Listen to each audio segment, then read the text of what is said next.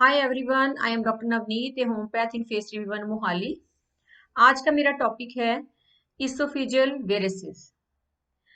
Oesophageal वेरिसिस में जो symptom है, बहुत जो कॉमन सिम्टम है जिसके लिए पेशेंट आके कंप्लेंट करता है, वो है वॉमिटिंग ऑफ ब्लड, खून की उल्टी आना।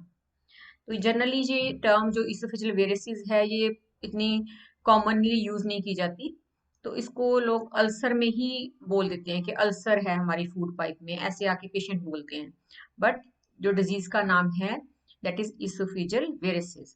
अल्सर जो स्टमक में होता है that is a peptic ulcer, जो मैंने लास्ट वीडियो में डिस्कस किया है। उसके बारे में एक क्वेश्चन मेरे से काफी लोग पूछ रहे हैं कि जो पेप्टिक अल्सर है उसमें जो दो तरह का अल्सर है, गैस्ट्रिक और डोडेनल, क्या ये कैंसर में कन्वर्ट हो सकता है या ये कैंसरस होता है? तो उसका आंसर ये है कि जो गैस्ट्रिक अल्सर है इट कैन बिकम मेलिग्नेंट। जरूरी नहीं है, but it can become malignant, cancer में कन्वर्ट हो सकता है इन 1% केस। बट जो डोडेनल अल्सर है वो कभी भी कैंसर में कन्वर्ट नहीं होता। They are only benign ulcers जो कि हील हो जाते हैं इजिली विथ प्रॉपर मेडिकेशन। तो आज हम डिस्कस करते हैं इसोफेजियल वेरिसिस। इसमें सबसे पहले मैं इसका सिम्टम ही बताती हूँ कि इसमें होता क्या है। इसमें पेशेंट को खून की उल्टी आती है। तो पेशेंट आके आगे कहेगा कि मुझे बहुत सारा खून निकला उल्टी में। तो फिर उसके जब टेस्ट किए जाते हैं, जैसे जो एंडोस्कोपी है, इसोफेजियो गैस्ट्रो एंडोस्कोपी जो है वो की जाता है, तो उसमें ये डायग्नोस होता है कि वहां पे जो वेरिसिस हैं, जो इसोफेज में वेरिसिस होती हैं, वेन्स होती हैं, उनमें ब्लीडिंग हो गई है। तो इसके फिर रीजंस क्या हैं? पेशेंट आके वॉमिटिंग कंप्लेंट करेगा, पेन कंप्लेंट करेगा। पेन हो भी सकता है, जरूरी भी नहीं है, in the upper in the food pipe. और patient can become unconscious due to the severe bleeding. और इसमें फिर इसके रीजंस क्या हैं कि ये होता क्यों है? इसमें क्या होता है कि इसका रीजन होता है लीवर। अगर लीवर में सिरोसिस है, एक डिजीज है सिरोसिस ऑफ लीवर, जिसमें क्या होता है कि जो लीवर सेल्स होते हैं वो डेड होना शुरू हो जाते हैं। लीवर में फाइब्रोसिस शुरू हो जाती है, लीवर प्रॉपरली फंक्शन नहीं करता, लीवर के सेल्स डेड होते हैं। तो जब लीवर के सेल्स डेड होंगे, जो इसोफेजियल वेरिसिस क्या होती है, ये वेन्स होती हैं जो कि लीवर से निकल के, जो पोर्टल वेन है, उसके बाद ये इसोफेगिस में जाके जाती है। तो जब लीवर में सिरोसिस होएगी तो जो लीवर की वेन्स हैं, राइट और लेफ्ट हेपेटिक वेन जो होती है, वो आगे जाके पोर्टल वेन में जाके ओपन होती है। तो वहां पे एक प्रेशर क्रिएट हो जाता है, क्योंकि लीवर में प्रॉपर वो फंक्शन नहीं हो रहा वेन्स का, लीवर के सेल्स डेड हैं। और वहां पे प्रेशर क्रिएट करती है पोर्टल हाइपरटेंशन, जिसको हम पोर्टल हाइपरटेंशन बोलते हैं। फिर जो क्या होता है, जो वो प्रेशर क्रिएट करती है वही प्रेशर ट्रेवल करता है इसोफेगियस वेरिसिस में, जो इसोफेगस की वेन्स हैं वहां पे। ये जो होता भी है, जो पोर्शन होता है, कौन सा इन्वॉल्व होता है इसोफेगस का? लोअर 1/3। अपर ये जो फूड पाइप हमारी होती है, ये अपर वाला पार्ट नहीं इन्वॉल्व होता ब्लीडिंग में, जो लोअर पार्ट होता है 1/3 ऑफ द इसोफेगस, जो फूड पाइप जिसको हम बोलते हैं, वहां पे जो वेन्स होती है वो डायलेट कर जाती हैं। और फिर अगर ज्यादा प्रेशर इंक्रीज हो जाए तो वो रप्चर कर जाती है, वहां पे ब्लीडिंग होती है। तो इमीडिएटली उसका ट्रीटमेंट देना बहुत जरूरी है टू स्टॉप द ब्लीडिंग। उसके बाद फिर इनको ट्रीट करना। तो ये मेन रीजन होता है। बाकी एक्सर्शन से, अगर आपने बहुत ज्यादा एक्सर्ट कर लिया, बहुत हैवी आपने वेट लिफ्ट कर लिया, उसमें भी कई बार क्या होता है, उसमें आपके प्रेशर इंक्रीज हो जाता है वेन्स में, जो इसोफेगस की होती है। या फिर आपको पाइल्स की प्रॉब्लम है, अगर पाइल्स में जो वेन्स है वहां पे प्रेशर, वहां पे कंजेशन हो गई है, तो वो भी जो वहां से वेन्स ट्रेवल करती हैं, वो एंड तो वहां इसोफेगस में ही होता है, तो वहां पे भी ब्लीडिंग क्रिएट कर सकता है। So these are the reasons. Symptom bleeding है, जैसे मैंने आपको बताया, पेन हो सकता है।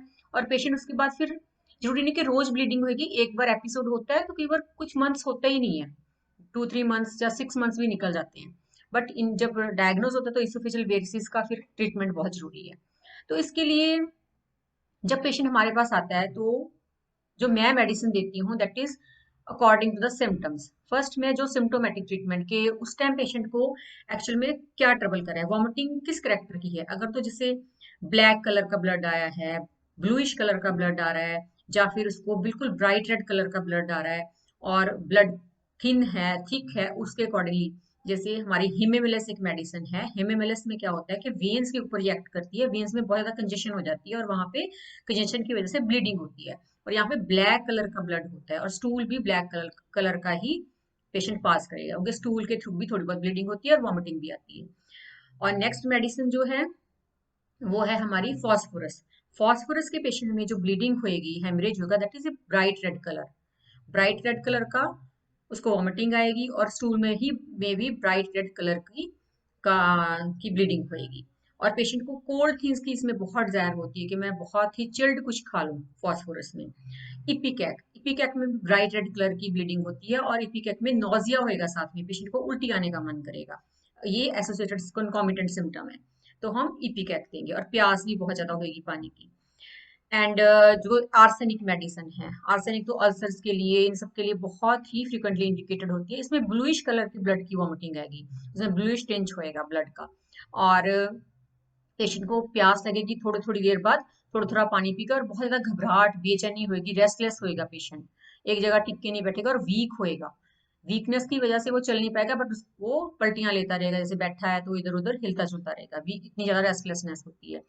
तो इस तरह से अगर जैसे आपके पाइल्स में कंजेशन की वजह से आपको पाइल्स की प्रॉब्लम भी पहले है, उसके बाद वो भी हिस्ट्री, जैसे हम हिस्ट्री लेते हैं तो उसमें हम सारा देखते हैं कि पेशेंट को और क्या क्या प्रॉब्लम्स है, उसमें कंजेशन हो रही है, वहां पे भी बहुत टेंडरनेस है और कंजेशन है वेन्स की, और उस वजह से इसोफेजियल वेरिसेस डेवलप हुई है, then nux vomica is the medicine. Patient constipated होएगा, बार बार स्टूल पास करेगा, हार्ड स्टूल होएगा, इरिटेबल होएगा बहुत ज्यादा, अल्कोहलिक्स जो होते हैं, जो लोग शराब बहुत पीते हैं और स्टिमुलेंट्स बहुत ज्यादा लेते हैं, उसमें ये नक्सोमिका इंडिकेटेड होती है। और फिर सल्फर, सल्फर में पेशेंट को बहुत गर्मी लगेगी, घबराहट होगी, हाथों पैरों से सेक निकलेगा, और बहुत ज्यादा पाइल्स में कंजेशन होगी और वॉमिटिंग आएगी ब्लड की। और कार्बोवेज, कार्बोवेज में क्या होता है कि उसको पेशेंट क्या होएगा कि उसको बीपी लो हो जाएगा, बहुत ज्यादा वीक फील करेगा, उसको लगेगा कि मुझे, जैसे होता है फेंट होने वाली कंडीशन हो जाती है कार्बोवेज में, और ब्लीडिंग होएगी बहुत ज्यादा, वॉमिटिंग भी आएगी, स्टूल में भी ब्लीडिंग होएगी, देन उस केस में हम कार्बोवेज को लाइफ सेविंग ड्रग भी बोलते हैं। अगर बहुत ज्यादा ब्लीडिंग है और पेशेंट अनकॉन्शियस हो रहा है, उसको ऐसे लग रहा है मैं फेंट हो जाऊंगा, उस टाइम अगर कार्बोवेज 200 की एक डोज दी जाए तो बहुत इजिली, बहुत जल्दी रिवाइव करता है। ऐसे ही चाइना हम देते हैं, चाइना में भी ब्राइट रेड कलर की ब्लीडिंग होती है और बहुत ज्यादा गैस बहुत ज्यादा होती है, पेशेंट को डिस्टेंशन होती है अब्डोमेन की। तो इस तरह सिम्टोमेटिकली ये इसोफिजियल वेरिसिस को डील किया जाता है, और पूरा केस लेके प्रॉपर उसकी हिस्ट्री, जो और डिजीज है, क्या ड्रग हिस्ट्री है, कुछ भी जो भी उसकी पेशेंट की हिस्ट्री है, उसका माइंड है, क्यों ये डेवलप हुई, सिरोसिस ऑफ लीवर को लेके सारा जो एक जो मेडिसिन कॉमन आएगी, उसको लेके इसका फिर टेंडेंसी खत्म की जाती है कि ये बार बार डेवलप ना हो और ये इसोफेजियल वेरिसेस नॉर्मल अपनी फंक्शनिंग में आ जाए। तो यदि ये सब था इसोफेजियल वेरिसेस के बारे में, क्योंकि मेरे पास काफी पेशेंट आते हैं जिनको वॉमिटिंग होती है ब्लड की, तो उनको बड़ी ये क्यूरियोसिटी होती है कि हमें ये क्यों होती है, और इसोफेजियल वेरिसेस पढ़ के वो बस यही बोल देते हैं कि हमें तो जी फूड पाइप में अल्सर हो गया। तो फूड पाइप में अल्सर नहीं होता है, वो जो आपकी वेन्स हैं, जो डीऑक्सीजनेटेड ब्लड है आपकी बॉडी से ऊपर आ रहा, उसकी जो वेन्स है वो डायलेट कर जाती हैं और वहां पे जख्म बन जाते हैं, थोड़ा सा रप्चर कर जाती हैं, उस वजह से ब्लीडिंग होती है। So this is all about oesophageal varices. I hope आपको कुछ इन्फॉर्मेशन मिली होगी। Thank you so much for watching me. Thank you.